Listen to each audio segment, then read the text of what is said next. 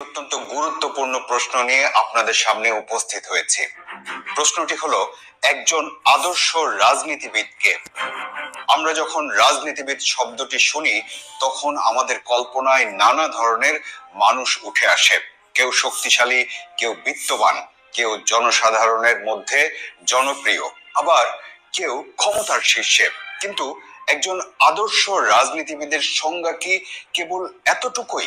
তাহলে কোন কোন গুণাবলীতে কোনো একজন ব্যক্তি আদর্শ রাজনীতিবিদ হতে পারে? আপনি হয়তো ভাবেন একজন আদর্শ রাজনীতিবিদ হলেন সেই ব্যক্তি যিনি নিজের স্বার্থের চেয়ে দেশ ও জনগণের স্বার্থকে অগ্রাধিকার দেন। তিনি নীতি ও নৈতিকতার পথ অনুসরণ করেন, দুর্নীতিকে ঘৃণা করেন এবং কখনোই নিজের জন্য রাষ্ট্রীয় সুযোগ সুবিধার অপব্যবহার করেন না।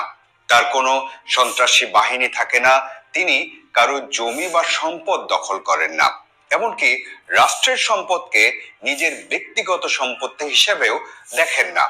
এমন সব গুণাবলী থাকলেই হয়তো তিনি আপনার মনের মতো বা আদর্শ রাজনীতিবিদ। এবার আসুন আপনাকে কিছু প্রশ্ন করি, যেগুলোর উত্তর আবার আপনার কাছে আছে। প্রশ্নগুলো মনোযোগ দিয়ে শুনুন। 1, যিনি সামাজিক অনুষ্ঠানে অনুদান দিতে পারেন না, তাকে কি আপনি কখনো কোনো আয়োজনে প্রধান অতিথি করেন? 2, মিছিলের পেছনে যারা থাকেন তারা কি কোনো বিনিময় ছাড়া একজন আদর্শবান নেতার পেছনে হাঁটেন বা কয়দিন হাঁটেন? 3, যে রাজনীতিবিদের সামনে সবাই মুখের উপর কথা বলতে পারে তাকে আপনি নিজে কতটা সম্মান করেন? 4, যার এক নির্দেশেই আপনার সমস্যার সমাধান হয় না তাকে আপনি কতটা প্রভাবশালী ভাবেন? 5, যার দামি গাড়ি নেই, আলিশান বাড়ি নেই, তাকে কি আপনি নেতা হিসেবে মেনে নেন? এখন যদি এসব প্রশ্নের উত্তর হয় না, তাহলে আমাদের ভাবতে হবে আপনার নেতা এসব অর্জন করবেন কিভাবে। একজন রাজনীতিবিদ আদর্শবান হয়ে উঠবেন, অথচ আমাদের সমাজ তাকে মূল্যায়ন করবে কেবল টাকার পরিমাপে, গাড়ির ব্র্যান্ডে কিংবা শোডাউনের ভিত্তিতে। তাহলে কি আমরা সত্যি আদর্শ রাজনীতির চর্চা করতে পারবো? এই প্রশ্নটা আপনাদের কাছে রেখে গেলাম। বর্তমানে আমাদের সমাজে কি এরকম কোন রাজনীতিবিদ দেখা যায়? বর্তমান সমাজে এখন যে সিচুয়েশন আমরা কম বেশি সবাই বুঝি।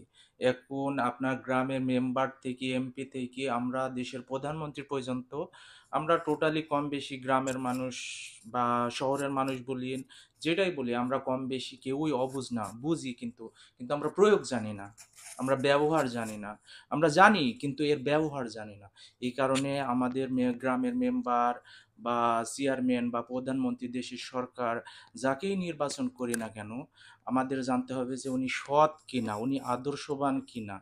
আমরা গ্রামে দেখি যে প্রভাবশালী, অঢাল টাকা পয়সা, দামি ব্র্যান্ডের গাড়ি ব্যবহার করে, লোক দেখানো মানুষকে অনুদান দেয়, আমরা এগুলো ফলো করি। কিন্তু আমরা জানি যে এই লোকটা ভালো না, কিন্তু আমরা প্রয়োগ জানি না। ওই যে উনি গোপনে রাত্রের আধারে 10 টাকা হাতে গুঁজে দিল, আমরা ওনার পক্ষপাতিত্ব করলাম, কিন্তু সৎ লোককে মূল্যায়ন করতে জানি না বা আমরা করি না। আমরা জানি ওনারা সৎ, উনি সৎ, উনি সৎ যোগ্য, কিন্তু আমরা নিজেরা ব্যর্থ। কেননা আমরা প্রয়োগ জানি না, আমরা টাকার কাছে নিজেকে বিক্রি করে দিই।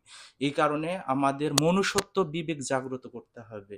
সমাজ থেকে এইসব উগ্রবাদী যারা আছে, লোক দেখানো, মানুষকে টাকা পয়সা দান করা, অনুদান দেওয়া, লোক দেখানো, এই সমস্ত মানুষকে আমরা জানি, নিজেই চিহ্নিত করি, কিন্তু আমরা প্রয়োগ করার বেলায় আমরা ওই গোপনে হাতে 10 টাকা গুঁজে দেয়, আমরা তার পক্ষ নিই, তার সাপোর্ট করি। এই কারণে আমাদের এই জাগ্রত যে আমরা ঘুমিয়ে আছি ভেতরে, যে আমাদের মনুষ্যত্ব জাগ্রত করতে হবে।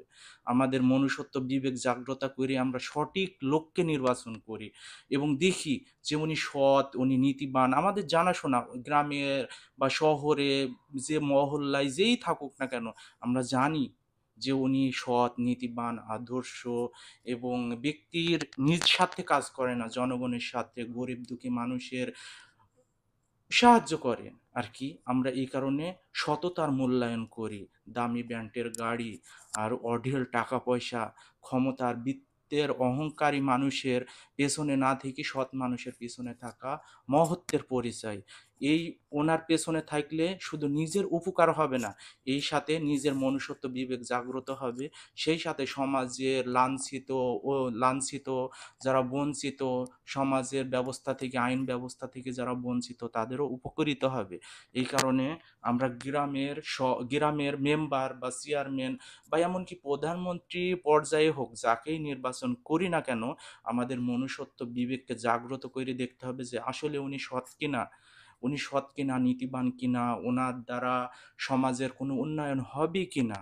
আমাদের এইটা সব সময় মাথায় রাখতে হবে।